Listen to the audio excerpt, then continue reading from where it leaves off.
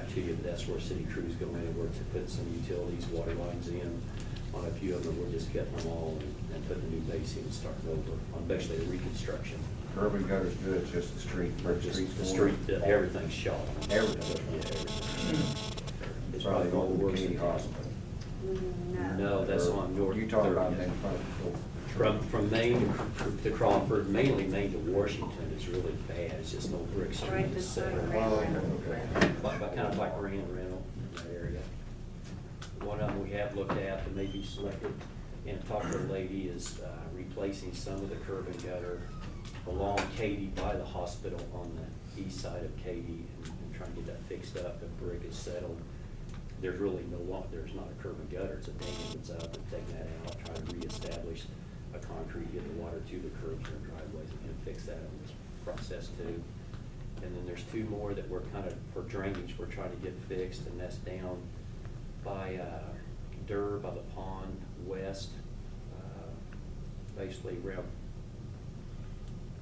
Cherokee, or down there somewhere. There's one where the water runs. Custer Road. Custer, yeah, it runs across the road, and currently it's asphalt. We can't hold the asphalt, we can't keep the proper drainage with the asphalt. It gets built up, falls apart.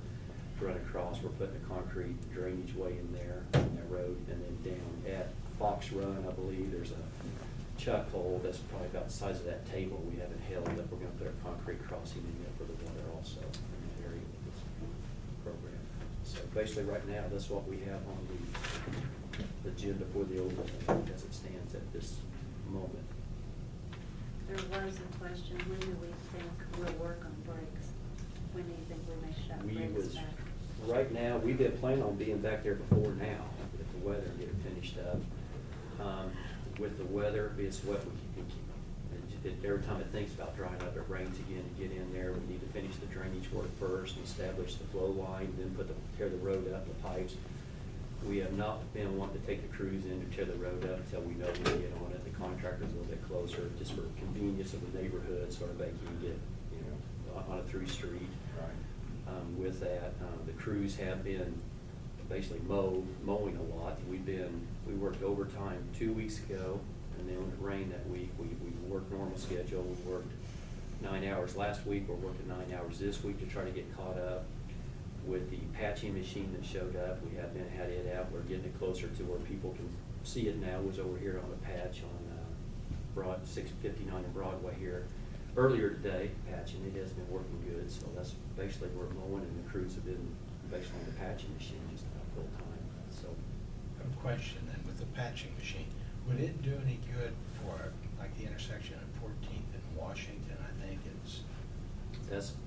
I'm not going to say it's going to cure it, and it's a very bad intersection, but that is on the list to go to shortly with it, get the oil in. The other one we are going to try to do something with is down on 12th in Washington, where the water does hold up. Every time it rains, it silts in. We go in, we open it up.